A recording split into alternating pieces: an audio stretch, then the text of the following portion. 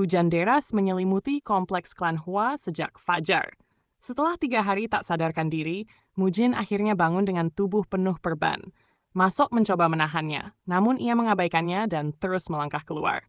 Ia tidak punya waktu untuk beristirahat. Bulan depan ia harus bertarung, dan tubuhnya masih rapuh. Karena itu, ia meminta Masok menyiapkan pedang untuk segera memulai latihannya. Masok menjelaskan bahwa makanan saja sulit dibeli, apalagi pedang. Mujin baru menyadari bahwa klan ini benar-benar tidak punya uang. Ia juga mendengar bahwa hutang klan menumpuk karena pinjaman berbunga tinggi dari sekte Bangho. Dengan begitu, jelas sudah seberapa jatuhnya klan Hua. Masalah uang harus dibereskan dulu, dan menurutnya menambah sedikit hutang bukan masalah. Masok panik, namun Mujin hanya memintanya menyiapkan surat untuk 2 tetua. Setelah itu, ia keluar menembus hujan untuk menata langkah berikutnya. Di kediaman salah satu tetua, kabar itu membuatnya terlonjak kaget. Mujin pergi ke sekte Bangho seorang diri. Tetua lain mencoba menenangkan, yakin pihak Bangho akan mengusir pemuda itu seperti biasa. Namun kekhawatiran sebenarnya bukan itu. Jika Mujin membuat masalah di sana, sekte sesat Bangho bisa saja mengambil kesempatan untuk menekan klan Hua. Sementara 2 tetua panik, Mujin sudah tiba di gerbang sekte tersebut.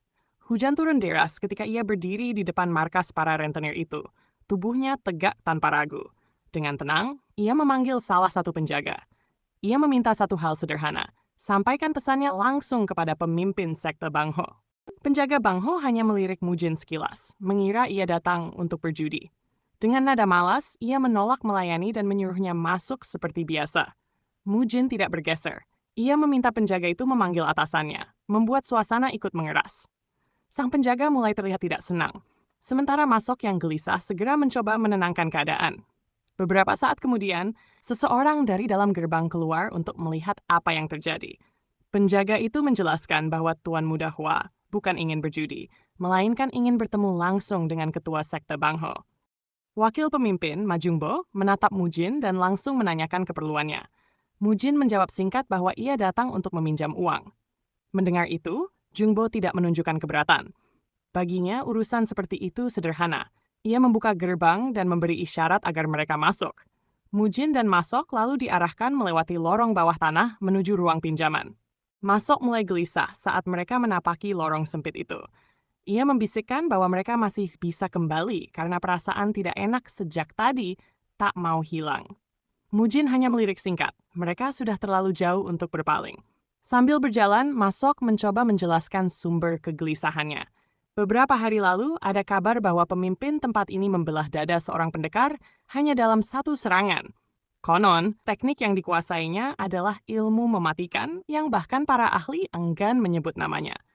Mujin menanggapinya datar, seolah kabar itu tidak punya pengaruh apapun. Di depan mereka, wakil pemimpin yang memandu hanya tersenyum tipis. Menurutnya, Masok lebih cepat memahami situasi dibanding tuannya. Namun apapun yang mereka sadari sekarang sudah terlambat untuk kembali. Begitu mereka memasuki jalan sempit itu, beberapa anggota Bangho segera mengacungkan pedang ke arah Mujin. Pemimpin mereka mengangkat tangan, memberi aba-aba singkat untuk memulai. Baru saat itulah Mujin memahami maksud sebenarnya dari undangan ini. Di depan gerbang, mereka tak bisa berbuat apa-apa karena terlalu banyak saksi. Namun di tempat tersembunyi seperti ini, mereka bebas melakukan apapun. Ma Jungbo maju dengan senyum puas, jelas menikmati situasinya. Ia mengatakan bahwa ini kesempatan bagus untuk mendidik putra sulung klan Hua, seorang peminjam yang bahkan tak sanggup membayar bunga. Hinaan berikutnya menghantam lebih dalam, menyebut orang tua Mujin sebagai parasit yang menguras tempat ini sampai mati. Masok langsung tersungkur, memohon agar nyawa tuan mudanya dibiarkan. Mujin tetap berdiri tegak, tidak tersulut emosi, tidak terdorong mundur. Ia hanya menjawab datar bahwa ia tidak punya orang tua. Gua anak yatim. Bodoh. Aduh, lupa. Gua Hua Mujin sekarang. Begitu perintah Jungbo terucap, anak buahnya langsung menyerbu. Salah satu penjaga mencengkeram kerah Mujin, mengangkatnya dan memutar tubuh ringannya di udara. Di tengah putaran itu, Mujin mengaitkan lengannya ke sendi lawan dan memutar tenaga lawan kembali ke arahnya. Satu hentakan pendek terdengar jelas. Bunyi patah yang membuat penjaga itu menjerit dan roboh, berguling sambil memegangi lengannya. Masih berada pada posisi rendah setelah mendarat, Mujin melirik sekilas dan menggumam datar bahwa tubuh sebesar itu rupanya hanya menyimpan tulang selembek ranting basah. Saat merasakan gerakan tubuhnya sendiri, ia mulai memahami sesuatu. Metode bertarung seperti ini justru paling cocok untuk kondisi tubuhnya sekarang. Jangan main-main lagi, serang!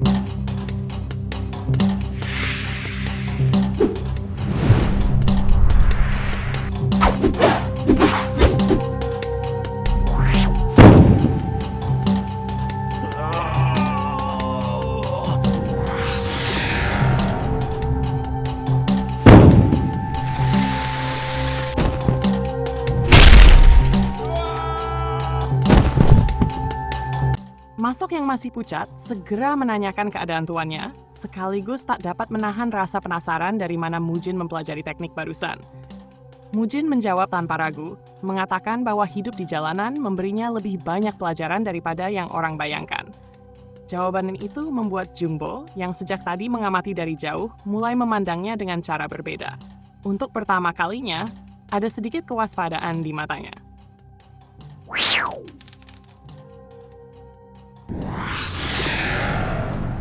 Melihat anak buahnya dipermalukan, Jungbo mengusir mereka dengan kasar dan maju sendiri. Aura gelap berkumpul di sekelilingnya. Mujin tetap tenang dan hanya mengatakan bahwa ia ingin berbicara dengan pemimpin tempat ini. Tak lebih, tak kurang. Apakah itu memang sesulit itu? Jungbo menanggapi dengan nada dingin. Bagi orang seperti Mujin, pemimpin mereka bukan sosok yang bisa ditemui begitu saja. Dengan langkah mantap, ia menarik pedang lebar dari pinggangnya. Sikapnya jelas. Keputusan sudah dibuat dan pembicaraan berakhir di sini. Mujin bergerak ringan. Ia tidak membawa pedang, hanya sepasang sumpit logam yang diselipkan masuk ke sakunya. Namun untuk tubuh barunya itu sudah cukup. Jungbo sempat terpaku. Rumor tentang teknik aneh milik Tuan Muda Hua mulai terasa nyata di depan matanya.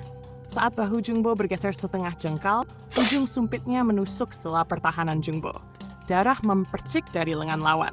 Jungbo terbelalak. Bukan hanya pedangnya diblokir oleh sumpit, tetapi celah serangannya juga ditemukan tanpa ragu. Bagi Mujin, itu baru pemanasan.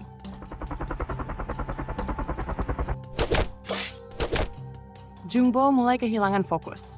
Di awal, ia mengira lawannya hanyalah bocah tanpa ki, bodoh, lemah, dan tidak berbahaya.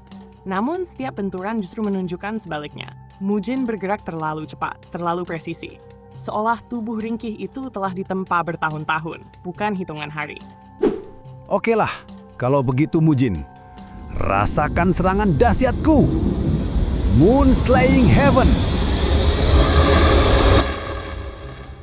Apa? Dia menghindar?